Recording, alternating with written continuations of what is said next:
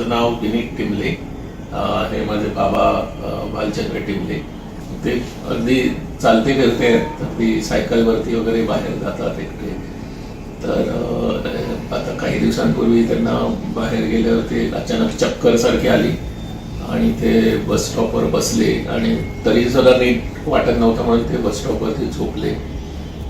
तर काही ओळखीच्या लोकांनी घरी येऊन सांगितलं आणि मग बाबांना जवळच्या हॉस्पिटलमध्ये नेऊन त्याची टेस्ट आणि ECG वगैरे केल्यावरती आम्हाला कळलं की त्यांना एक हार्ट अटॅक येऊन गेलेला आहे.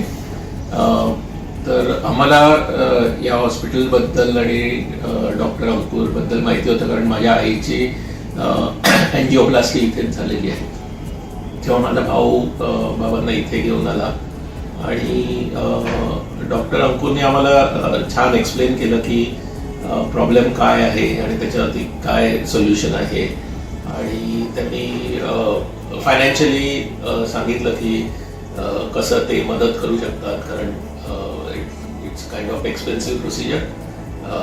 तर काही तिकडून एक थोडीफार मदत झाली आणि आम्ही इन्शुरन्समध्ये ते कसं क्लेम करू शकतो वगैरे याची पण त्यांनी थोडी माहिती दिली.